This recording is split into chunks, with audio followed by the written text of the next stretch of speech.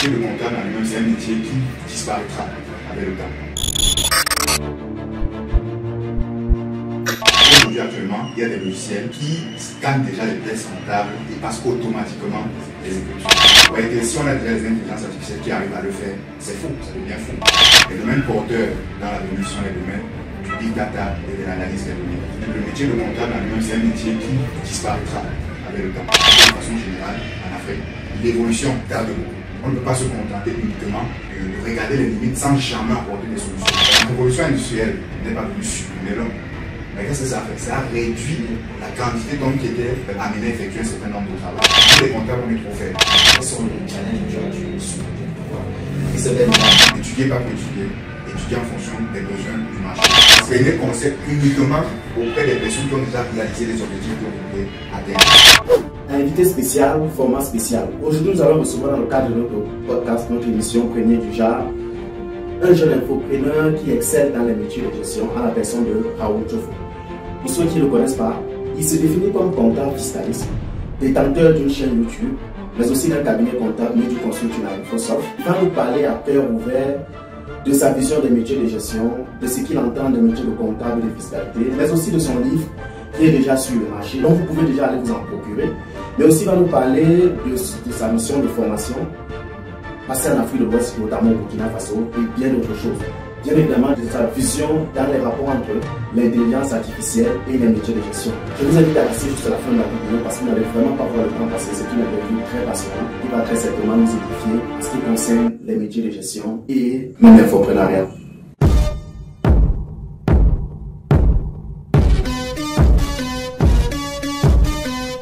Alors salut, c'est William Takoukam. Je suis un passionné des questions de management, de contact, de formation, mais à présent, contrôleur permanent dans un établissement financier de 5 catégories. Je suis le promoteur de la chaîne YouTube de T Consulting and Finance. Bonjour à vous. Bonjour William. Comment tu vas? Donc très bien, toi. Est-ce que tu peux te présenter pour ceux qui ne te connaissent pas? D'accord. Moi je suis Tchofo Raoul, promoteur du cabinet comptable Medu Consulting à Microsoft. Je me définis généralement comme un comptable fiscaliste, un auteur, un entrepreneur. Tout à l'heure tu as dit que tu es comptable fiscaliste. Nous allons parler un peu du métier de comptable. Oui. D'après toi, c'est quoi le métier de comptable? Quelles sont ses compétences? D'accord. Le métier de comptable, c'est un métier demandé, ou bien c'est un métier obligé dans toute entreprise. Maintenant, à l'école, on fait ce qu'on appelle de la comptabilité, mais on utilise de moins en moins les logiciels comptables à l'école.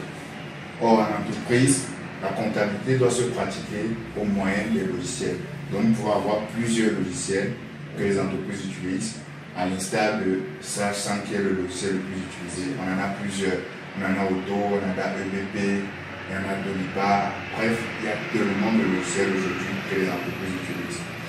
Donc, le métier de comptable, déjà, à la base, il faut les prérequis.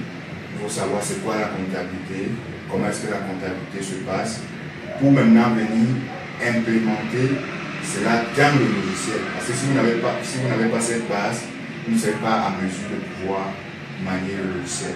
Okay. Quelles sont les compétences d'un jeune ou un lycée, quelqu'un venu du lycée ou alors quelqu'un qui s'intéresse à ce métier? Quelles sont les compétences qu'il doit avoir pour pouvoir mieux les exercer? Ok. Les compétences qu'un comptable doit avoir, il doit déjà savoir, parce qu'on va parler ici de la comptabilité en entreprise, il doit savoir c'est quoi une pièce comptable, il doit être capable de distinguer une pièce comptable de ce qui n'est pas une pièce comptable, il doit être capable de comptabiliser les opérations des comptables dans les journaux, il doit surtout être capable, ça pour ceux qui veulent aller plus loin, de pouvoir paramétrer les logiciels de comptabilité pour pouvoir faire le travail. Donc, lorsqu'on parle de compétences ici, c'est tellement vaste s'il faut en citer.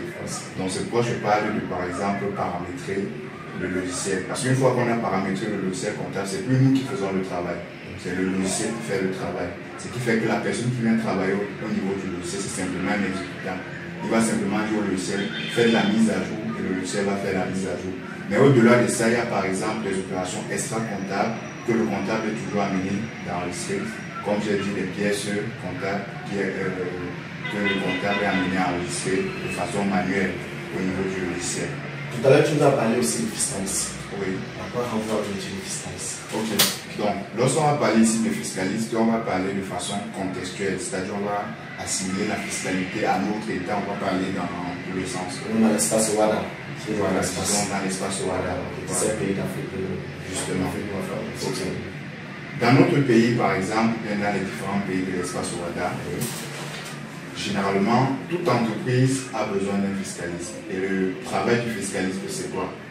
Déclarer les impôts spontanés ou mensuels, faire les états comptables en fin d'exercice, c'est-à-dire les déclarations statistiques et fiscales, pouvoir répondre à l'administration fiscale en cas d'une vérification, ou pouvoir défendre les états produits dans le but de défendre les intérêts de son client dans le cadre d'un contrôle fiscal.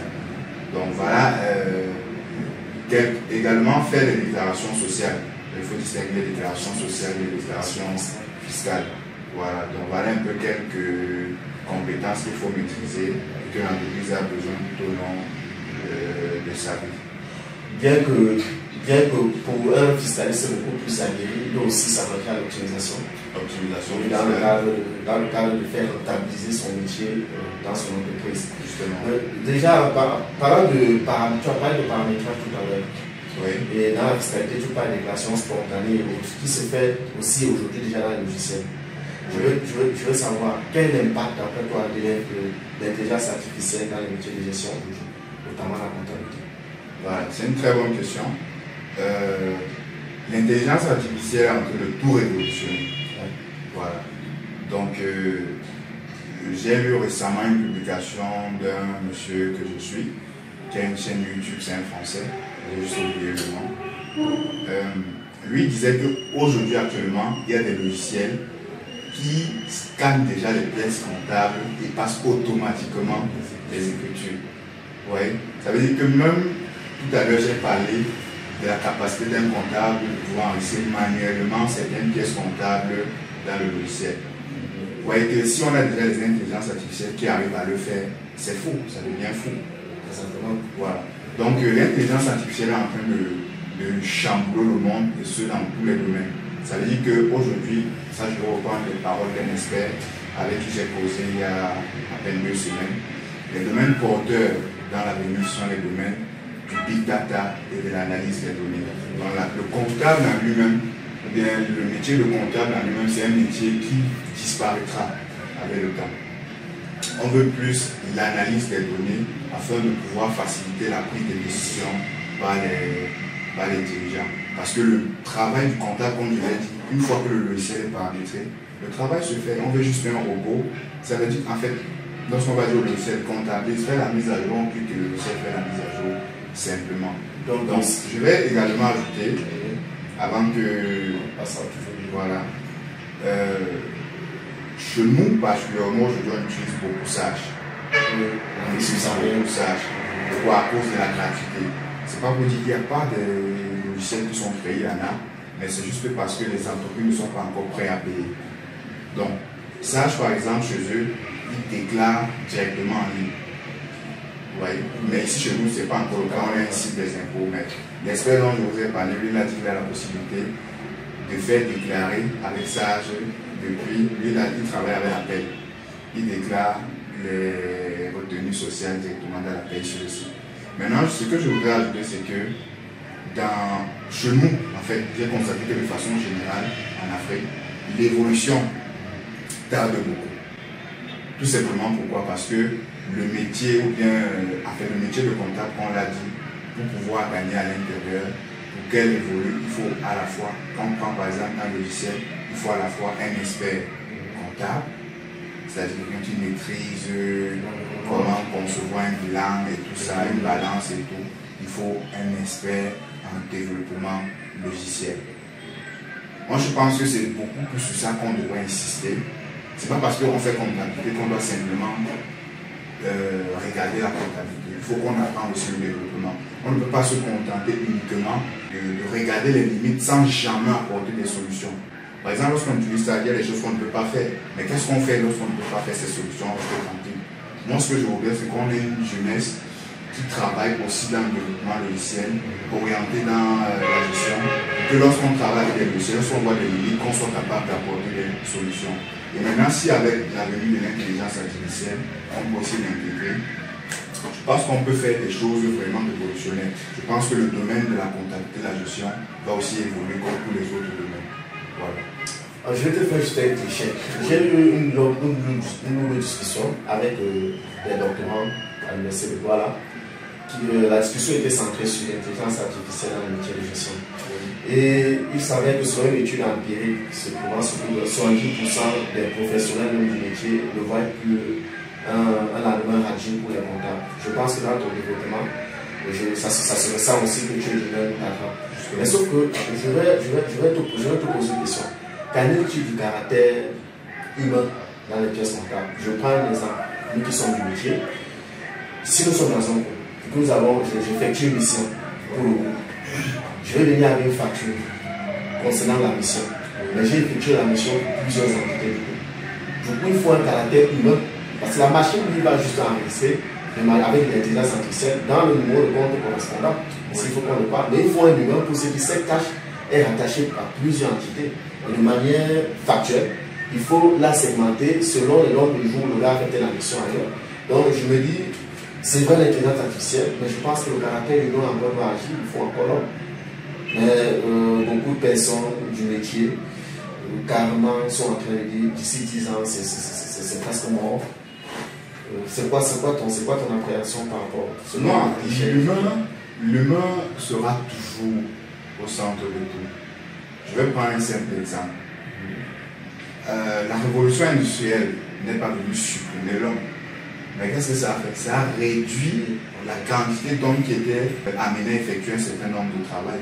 Si avant, pour faire un certain travail, on avait besoin de 10 personnes, la révolution, quand on crée les machines, la machine fait qu'on a peut-être besoin de 2 personnes pour effectuer le même travail.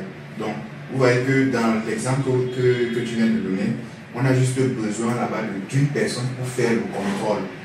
Ouais, exactement. Pour faire le contrôle, alors qu'avant on avait besoin d'une personne pour faire l'enregistrement.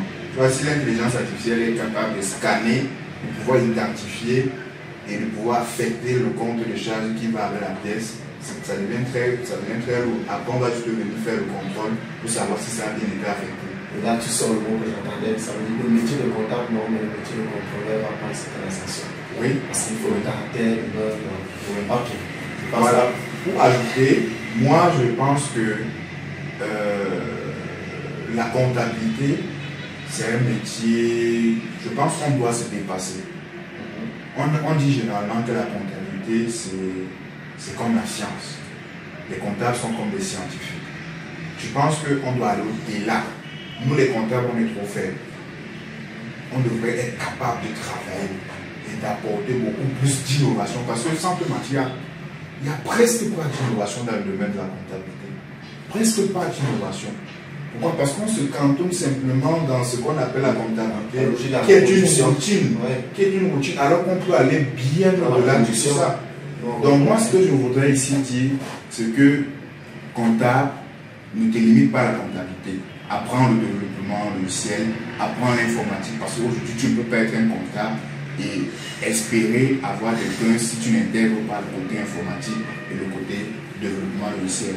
Je veux que les comptables puissent apporter des solutions ponctuelles aux différents problèmes qu'ils vont rencontrer sur le terrain. Ok. Raoul, j'ai dans ma main un document que j'essaie de feuilleter.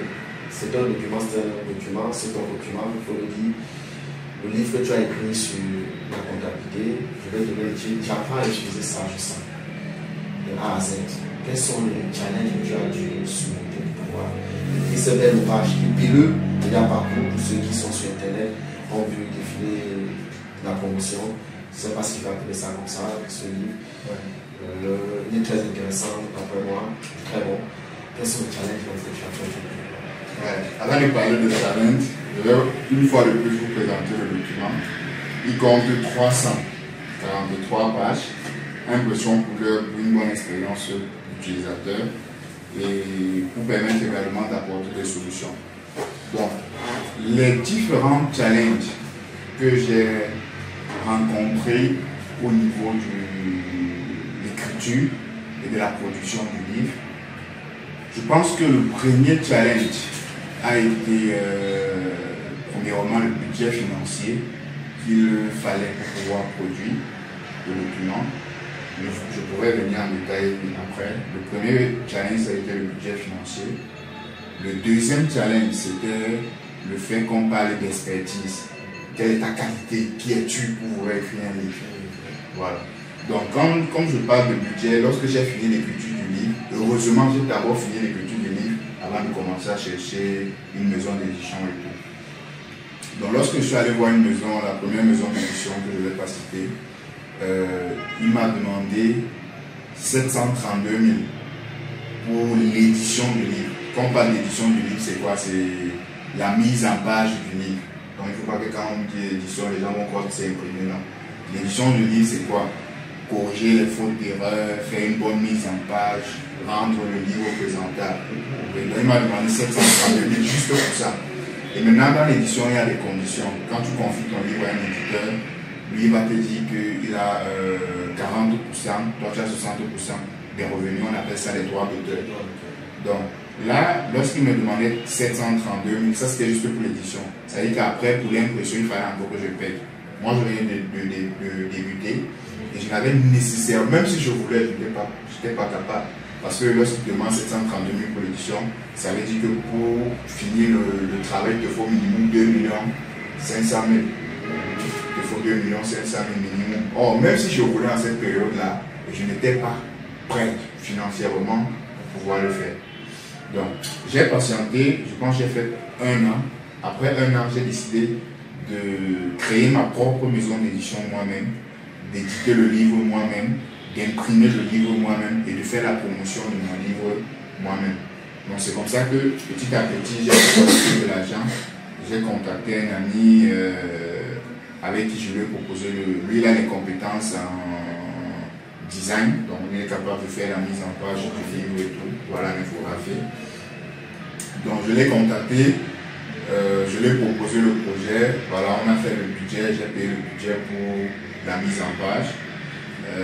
Ensuite j'ai décidé moi-même de produire, d'imprimer le livre. Donc je pense, j'avais causé avec un ami et lui me disait que non, tu n'es pas qualifié. Tu dois aller, je ne sais pas, voir un docteur et peut-être faire sortir le livre à son nom, que c'est ça qui va pousser les gens à acheter. Et moi, comme je dis toujours, je ne suis pas les règles. Quand moi je veux faire ma chose, je fais. Donc c'est comme ça que je me suis lancé et grâce à Dieu, je pense que le livre a été bien accueilli par les différents utilisateurs et par le public. Alors là, tu réponds déjà à la question que est-ce que le livre a été bien accueilli? Est-ce qu'il y a eu retour sur récemment? Est-ce qu'il y a rentabilité? Ok, le livre, honnêtement, le livre, j'ai reçu plus que ce que je m'attendais. Le livre a extrêmement été bien accueilli. Parce que je me rappelle la veille que je devais imprimer le livre, déjà, j'étais allé voir un ami parce que c'était coûteux. Je ne vais pas vous donner les détails de l'impression, mais en tout cas pour moi c'était coûteux. J'étais allé voir un ami et lui il m'a fait comprendre que mais, comment est-ce que tu veux faire sortir le livre, j'ai pas utilisé, en fait, un livre qui porte uniquement sur la comptabilité et le vendre à 15 000. Au départ, je vendais le livre à 15 000. Je me disais, comment tu veux faire sortir un livre qui parle uniquement de la comptabilité et le vendre à 15 000? Que non, tu aurais dû cumuler tout, comptabilité, gestion commerciale, saisie des caisses, immobilisation, paye et vendre à auto 8 000. Je t'assure qu'à cause de lui, j'ai failli changer d'idée. Je suis même d'abord passé, j'ai voulu vendre le livre à 10 000 lorsque je voulais faire l'impression en couleur. Mais quand on a fait la première impression en couleur, j'ai vu que ça ne devait ressembler à rien. Donc ça ne servait à rien de vendre le livre à 10 000 et la personne achète et soit totalement déçue de son investissement. Donc c'est pourquoi j'ai pris le risque de dire que je vais le vendre, puisque à la dédicace on vendait le livre à 15 000. J'ai pris le risque de pouvoir faire un bon rendu qui moi-même me satisfaisait et de pouvoir le vendre à 15 000. Voilà, donc grâce à Dieu, le livre a extrêmement été bien accueilli et aujourd'hui il est distribué dans plus de 5 pays en Afrique. Donc parmi les pays, je peux citer la République démocratique du Congo, le Burkina Faso, le Mali, le Gabon, la Guinée-Conakry. Donc voilà les différents pays où les livres sont aujourd'hui distribués et dans chacun de ces pays, il y a un collaborateur qui achète les livres pour le vendre là-bas dans son pays. Ok. Il essaie de faire que la satisfaction d'un, c'est vrai que chez toi c'est l'infoprenariat, mais d'un entrepreneur, c'est aussi de voir ses clients être satisfaits. Est-ce qu'on a la sensation que les utilisateurs, en tout cas pour moi, je n'ai rien à redire, hein, pour moi je n'ai rien à redire. Moi qui est un utilisateur au quotidien de Sage depuis près d'1 an, je n'ai rien à redire. Mais est-ce que de ton côté, tu as l'impression que tous ceux qui touchent le livre sont comme un petit wow? Oui, j'ai fait un post, j'ai écrit récemment un test où je disais que mon livre j'apprends à utiliser Sage sans comptabilité. C'est comme le titre, ou bien c'est comme la musique de l'artiste James qu'on appelle, comment j'ai oublié le titre.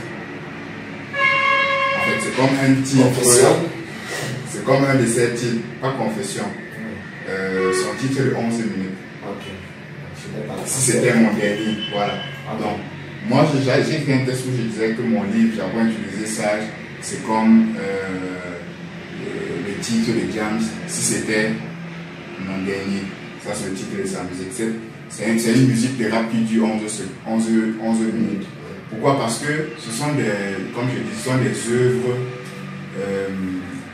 que je baptise d'écriture de blessés de guerre. C'est-à-dire ce sont des œuvres qu'on écrit après des périodes difficiles et dont on tombe généralement dans les périodes d'art, dans ce qui nous fait plaisir pour renaître. Et dans ces moments-là, on donne vraiment tout pour produire cette œuvre. Ce qui fait que juste à la vue d'œil, lorsque quelqu'un prend le livre, lorsqu'il feuillette, c'est difficile qu'il ne soit pas touché. Donc, quand je vais juste prendre sur mon TikTok, parfois je fais des vidéos sur TikTok qui n'ont rien à voir avec le livre. Et dans les commentaires, je reçois des personnes qui viennent me remercier pour le livre. Ça n'a rien à voir, dans la vidéo n'a rien à voir avec le livre. Donc, vraiment, ça a été une très grande satisfaction. Et mon challenge actuellement, c'est que mon prochain ouvrage soit à la hauteur de celui-ci. Voilà. Ouais, comme un artiste, les œuvres ne sont pas toujours les mêmes. Voilà. Pour ceux qui te suivent, qui suivent un peu ton actualité sur des plateformes, récemment tu es au Burkina Faso. Comment s'est fait la connexion et comment s'est réalisée la conférence au Burkina Faso? Ça, je peux vous en parler. Voilà, ma conférence au Burkina Faso s'est passée il y a 1 mois. Oui. Ça s'est passé il y a 1 mois parce que j'étais au Burkina Faso à partir du 6 et j'ai fait 2 semaines là-bas. Déjà, ma connexion s'est faite avec un monsieur Isaka, que je peux citer, qui est un homme très intègre, puisque c'est d'abord le pays des hommes intègres. C'est un monsieur qui me suit déjà depuis plus d'1 an. Il suit mes offres de formation. Voilà, donc il avait voulu acheter, il avait demandé d'acheter une de mes formations depuis. Par la suite, comme je suis toujours en train de communiquer, une fois que j'ai sorti le livre, il a commandé le livre. Donc il a pris le risque de me faire confiance, c'est-à-dire d'envoyer l'argent et que je lui envoie le livre, puisque c'est comme ça que ça marche. Donc lorsqu'il a reçu les livres, il a vendu tout le stock. Je pense qu'il a pris les livres plus de 3 fois. Il a écoulé tout le stock qu'il a pris. C'est là où c'est dit qu'il peut avoquer, ça peut être intéressant.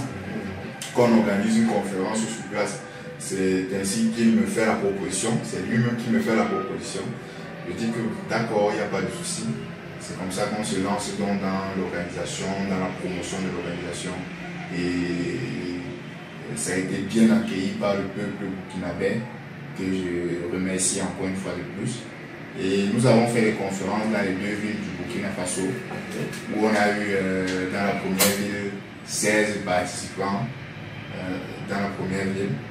Dans la deuxième ville, nous avons eu, je pense, 14 participants dans la deuxième ville. Voilà. Dans la première ville, c'était Bobo Dioulasso et la deuxième ville, c'était Ouagadougou. Donc, tous les participants de la formation ont eu accès aux livres Ils ont eu accès également à toutes les formations disponibles sur ma plateforme www.martiresen.com, qu'on en parlera certainement après. Et ils ont également eu droit à certaines autres ressources qui vont leur permettre d'être plus compétitifs et plus productifs dans leur domaine de la comptabilité. Ils ont également eu droit à la formation en présentiel que nous avons effectuée, voilà, et à un accompagnement aux besoins. Okay, juste une question pour garder un peu en haut. Oui. Toi, tu es dit au Burkina, en Afrique de l'Ouest. Ouais. Est-ce que tu as la sensation que le métier de comptable oublie son nom? Ou alors, est-ce que entre le Cameroun, que tu connais très bien, et l'Afrique de l'Ouest, ou l'Afrique centrale, l'Afrique de l'Ouest, d'après toi, on est bien en tant que comptable financièrement? Là, il n'y a pas match. On est bien en tant que comptable au Burkina Faso. En Afrique de l'Ouest. Il n'y a pas match. Pourquoi? Parce que, comme je l'ai dit, l'Afrique de l'Ouest, mais le Burkina Faso, c'est un pays des hommes intègres. Il y a l'intégrité. Moi, je ne veux pas parler de politique de la vidéo, mais déjà, j'ai dit hier, quand je parlais avec un ami, je lui disais que pour que le Cameroun évolue, il faut l'intégrité. S'il y a l'intégrité au Cameroun, tout va changer. Et le Burkina Faso, vraiment là-bas, les gens vivent de leur métier. Je pense que je vais te montrer une vidéo du comptable, la voiture du comptable. Voilà, c'est. Donc, on ne peut pas comparer. Là-bas, tu vis, les comptables vivent vraiment de leur métier. Et ça s'explique, je pourrais t'expliquer cela en offre. Pourquoi? Je ne veux pas connaître les détails dans la vidéo. Lors de la préparation de notre émission, tu as parlé de Mercure Starting. Oui. Est-ce que tu peux nous en dire plus? Ok. Le projet Mercure Starting, ça c'est assez personnel. J'ai lancé ce projet en 2021. Le projet Mercure Starting, c'est simplement le projet d'un jeune qui en a marre de travailler dans une entreprise, qui ne se sent pas épanoui et qui se dit qu'il n'a pas fréquenté pour subir ce qu'il subissait en cette période et qu'il aimerait vraiment être l'homme qu'il a surtout aimé être. Voilà, donc du coup, moi je suivais en cette période-là, Youssouf venait de sortir son album Neptune Terminus. C'est là où moi je prends le mien, je dis Mercure Starting. Donc dans le globe, si vous regardez les planètes, Neptune Terminus c'est la dernière planète et Mercure Starting c'est la première planète. Donc Mercure Starting pour moi ça représentait le tout premier projet. Ça veut dire qu'après il y en aura plusieurs. Mais Mercure Starting c'était mon tout premier projet pour pouvoir atteindre les objectifs que je voulais. Donc le projet Mercure Starting c'est un projet que j'ai mis en place parce que je me suis dit que j'ai envie de créer mon cabinet comptable. Je n'ai pas d'argent, je n'ai pas de connexion. Comment est-ce que je vais m'y prendre? Je me suis simplement dit que okay, je vais créer un site internet où je vais créer des formations vidéo. Premièrement sur les logiciels Sage, sur Excel et sur d'autres outils utilisés en entreprise. Chose que j'ai fait. Le projet Mercure Starting, c'est également créer des livres. Tels que le premier livre que voici, il y en a également une suite qui va sortir. Et grâce aux revenus qu'on va pouvoir dégager avec ces deux éléments, pouvoir implanter le cabinet. Voilà, c'est simplement ce projet-là que je suis jusqu'aujourd'hui qui n'est pas encore terminé.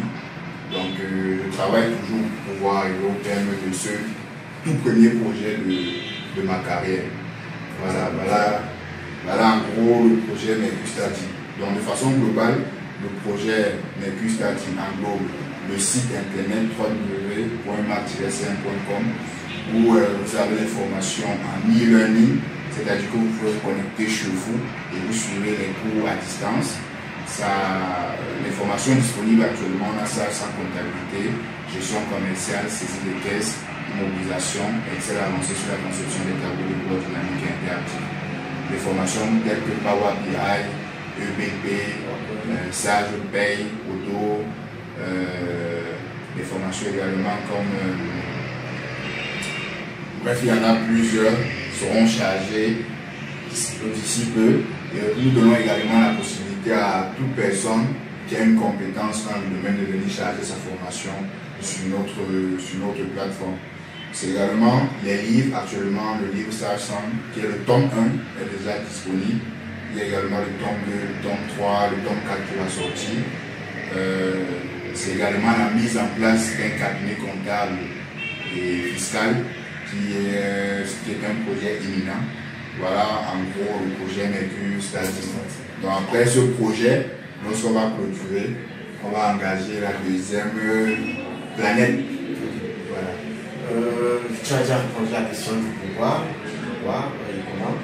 Je veux savoir, parle-nous un peu spécifiquement de Medium Consulting Infosoft.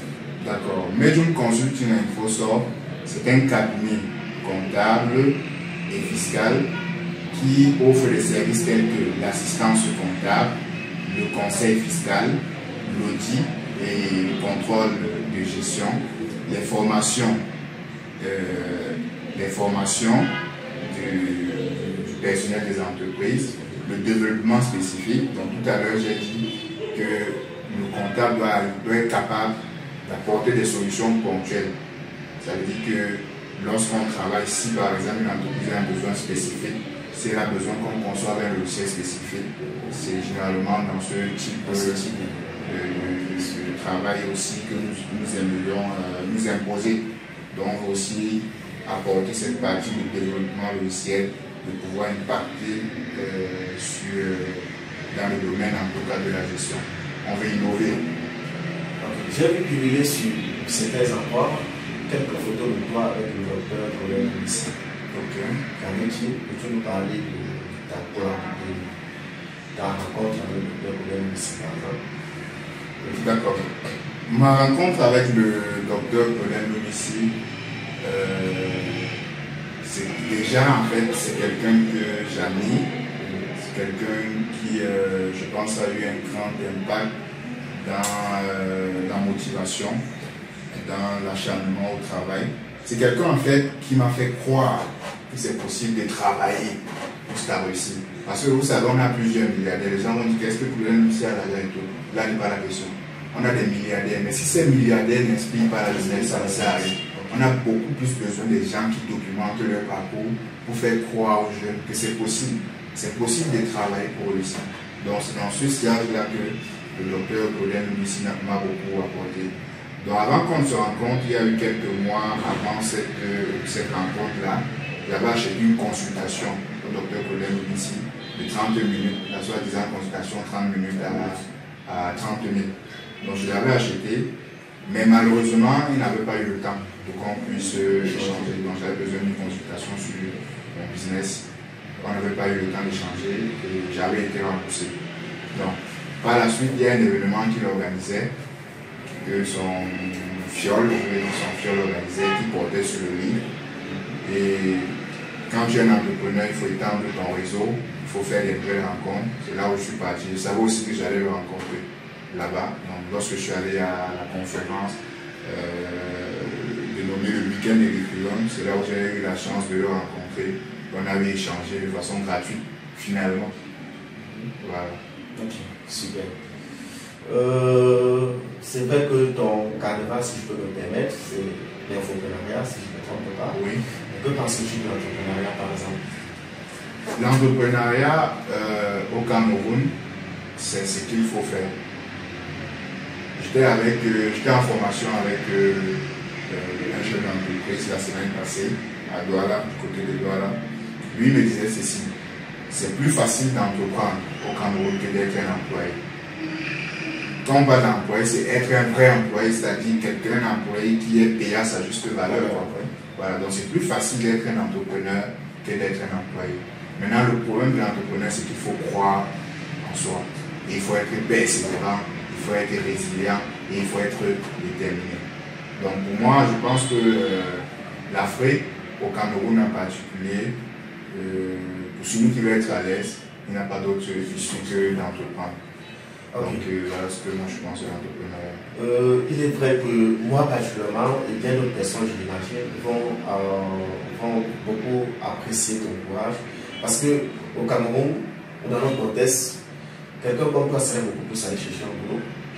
Oui. On finit ses études à l'université et au lieu d'aller chercher un boulot, on décide de prendre un certain nombre de compétences pour pouvoir se lancer à son propre compte. Quels sont les petits secrets que tu peux donner afin que celui qui a été inspiré, qui ne veut forcément pas suivre un cursus, toi et moi par exemple un cursus différent, moi je suis allé à l'entreprise par exemple, toi tu as décidé de te lancer, prendre des formations complémentaires, quels sont les petits secrets que tu peux donner à un jeune ou un moins jeune, ou alors quelqu'un même de plus expérimenté, mais qui manque ce crâne-là, de pouvoir dire désormais je serai plus comptable, je serai plus contrôleur, je serai plus DAF par exemple, et je vais plutôt créer une solution ou un cabinet pour former les gens et aller peut-être servir aussi dans le projet. Bon, je vais répondre à ta question, mais de façon nuancée. Je vais d'abord dire que l'entrepreneuriat, aujourd'hui, on ne fait pas l'entrepreneuriat parce que c'est une mode. On doit ressentir le besoin d'entreprendre. Moi, quand je prends mon cas, lorsque j'étais en entreprise, j'étais très triste. Vraiment très triste. Tu as fait un passage dans l'entreprise? Oui. J'ai travaillé 6 mois en entreprise avant de démissionner. Donc j'étais très triste. Ça veut dire que ce n'est pas toujours l'aspect argent qui devait peut-être me rendre plus heureux, mais ce que je ne me sentais pas à ma place. Ouais, donc il faut d'abord essayer de voir. Donc moi par exemple, j'ai écrit un texte récemment où je dis que chaque matin, lorsque je partais au travail, j'étais obligé de me dire je ne suis rien, je ne suis rien, je ne suis rien. Je pratiquais de l'auto-persuasion négative et destructive. Tu vois? Donc là, pour mon corps, ce n'était pas bien parce que j'avais besoin de me répéter ça pour garder les pieds sur terre lorsque j'étais au travail. Donc si toi qui écoutes cette vidéo, tu es également dans cette situation, le salarié n'est pas pour toi. Le salarié n'est pas pour toi. Et je pourrais pu perdre la vie parce que même lorsque tu marches dans la rue, ta tête est ailleurs parce que tu n'es pas heureux. Maintenant, le salariat, l'entrepreneuriat, lorsque tu te lances, parce que si tu ouvres ton cabinet, ça c'est l'entrepreneuriat. Lorsque tu te lances, tu dois savoir que, moi je dis également dans le même texte, je dis que se lancer en entrepreneuriat, c'est comme sauter d'une chute et espérer que Dieu vous envoie un parachute. Parce que lorsqu'on entreprend, on part d'avance, on part avec l'idée qu'on a d'avance perdu. Et c'est parce qu'on part avec cette idée-là qu'on travaille plus dur que tout le monde. Parce que tout le monde sait qu'on a déjà échoué. Qu'on travaille, qu'on va travailler plus dur que tout le monde pour réussir. Maintenant, il faut être persévérant, il faut être résilient. L'autre élément plus important que je voudrais ajouter, c'est quel est ton langage à toi-même. Ça, c'est dans tous les domaines de ta vie, quel que soit le domaine que tu entreprends. C'est-à-dire, le plus important, ce n'est pas ce que les autres pensent de toi, mais ce que tu penses de toi. Moi, je suis quelqu'un qui me parle beaucoup. Parfois, je fais des tests à moi-même. Je fais des tests et je m'écris. J'écris une lettre à moi-même. C'est-à-dire, qu'est-ce que toi, tu penses de toi? Une petite parenthèse, on peut l'appeler j'aime le rap. Oui, voilà. Je pense que j'ai beaucoup parlé de rap. Voilà. Donc, moi, je me parle beaucoup à moi-même.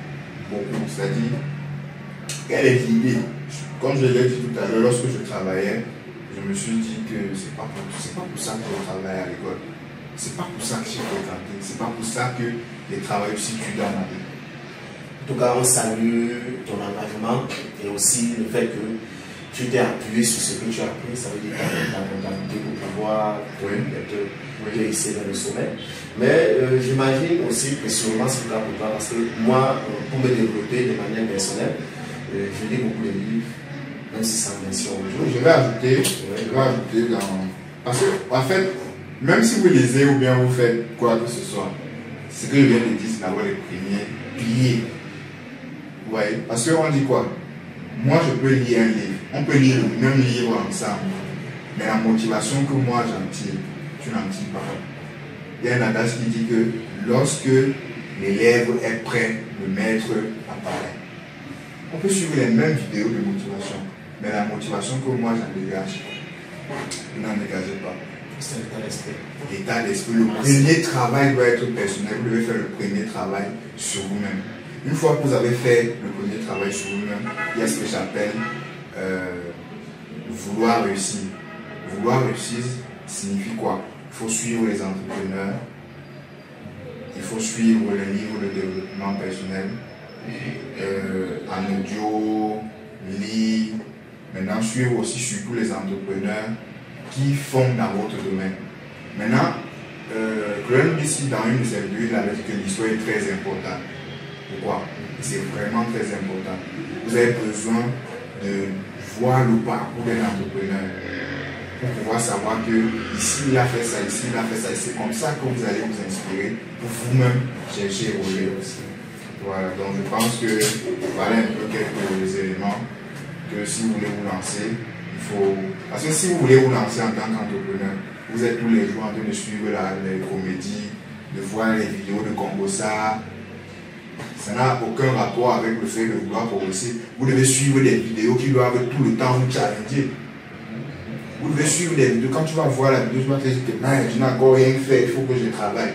C'est cette remise en question permanente et constante là qui vous pousse à vous surpasser. On dit que si dans une salle de classe, tu es le plus sage, tu n'es pas à ta place. Tu dois être dans une salle de classe où tu es le plus bête. Parce que ça va te pousser à travailler. C'est-à-dire qu'il faut aussi être dans un environnement qui vous pousse à vous surmonter. C'est pourquoi les gens aiment le succès. Les gens aiment les personnes à succès. Quand vous êtes une personne à succès, les gens veulent vous rencontrer pour rien. Pour rien. Sans savoir tout le parcours qui s'est fait en arrière-plan pour pouvoir. Voilà. En tout cas, très bel échange, Raoul. Déjà pour clôturer notre vidéo, sur le plan des métiers de gestion, vraiment, on va traiter des différents aspects des métiers de gestion. Quel conseil que tu peux donner à un jeune dans ce cadre-là? Un jeune Pour se lancer dans quoi? Le métier de gestion. Il va être comptable, il va être fiscaliste, il va être contrôleur de gestion. Quel conseil que tu peux donner pour le motiver un peu, pour l'amener à se surpasser? Parce qu'aujourd'hui, c'est plus très évident, les jeunes ne rêvent plus. Déjà, l'université ne donne plus les moyens aux jeunes de pouvoir rêver, dire bon, je vais ceci dans ce métier. Je t'invite à suivre ma page. Parce que dans tout ce que tu dis, j'ai fait un test. Récemment, je disais que j'ai un rêve. Je vais t'envoyer le lien. Où je disais, dans un paragraphe, je prie surtout de continuer de rêver malgré la triste réalité. Parce que dès lors que vous arrêtez de rêver, vous allez, voilà, tout cesse en fait. Il faut toujours continuer de rêver. Parce que sans le rêve, tout commence par un rêve. Si vous voyez un building, tout ce qu'on voit aujourd'hui qu'on a mis, ça a commencé par un rêve. Donc maintenant, si je vais donner un conseil à un jeune Camerounais aujourd'hui, ou africain, à un jeune Africain, ou un jeune en général, voilà, ou un jeune, ça peut arriver. Bon, prenons le cadre qu'on maîtrise le plus, qui est l'espace africain. Il faut maîtriser, il faut travailler ou étudier en fonction des besoins du marché. N'étudiez pas pour étudier, étudier en fonction des besoins du marché. Prenez conseil uniquement auprès des personnes qui ont déjà réalisé les objectifs que vous voulez atteindre. Si une personne n'a pas encore fait, ne prenez pas conseil auprès de lui. Ne vous fiez pas ou bien ne figez pas votre focus juste dessus. Si vous faites comptabilité, ne vous fiez pas qu'à la comptabilité. Si vous sentez que lorsque je fais de la comptabilité, j'ai besoin de maîtriser par exemple l'informatique, lorsque je passe, on me demande de mettre les postes en réseau, tu apprends aussi l'informatique, comment mettre les machines en réseau pour pouvoir gagner ton argent. Maintenant, ensuite, il ne faut pas trop se fier à la théorie. Il faut surtout aimer la pratique. Il faut aller sur le terrain. Il faut vous confronter au cas pratique. Maintenant, il faut beaucoup apprendre les logiciels parce que la comptabilité aujourd'hui se fait au moyen des logiciels comptables. Tu vois que dans l'interview, qu'est-ce que j'ai dit? Il faut même aller maintenant au-delà de l'utilisation des logiciels pour apprendre le développement. Pour apprendre le développement. Pour aussi créer des solutions qu'on va proposer aux entreprises. Parce que c'est ça qui va vous permettre de gagner aussi gros. Donc, il faut apprendre un peu de tout. Il faut apprendre en fonction des besoins du marché. Voilà. Et il faut surtout apprendre des personnes. Il faut prendre conseil surtout. Voilà, j'allais oublier. Même dans le cursus entrepreneurial, si vous voulez faire quelque chose, demandez conseil auprès de celui qui a déjà fait. C'est très capital. En tout cas, très bel échange, Raoul. Je suis satisfait de votre échange. Et j'invite Voilà, j'invite tous ceux qui regardent cette vidéo, n'hésitez pas à vous abonner, n'hésitez pas à partager la vidéo également pour tous ceux qui aimeraient soutenir l'initiative de M. Lunian, de pouvoir partager de façon constante et continuelle les entrepreneurs du domaine de la gestion pour qu'ils puissent aussi inspirer les jeunes à pouvoir travailler dur, à pouvoir évoluer dans leur carrière, dans leur vie. Ok, tout est dit. Abonnez-vous donc à toutes les plateformes de Raoul Chofo et aussi à toutes les plateformes de DT Consulting en France, que ce soit sur YouTube, Instagram, TikTok, Facebook et bien d'autres. On a plusieurs plateformes. Merci. Voilà, merci.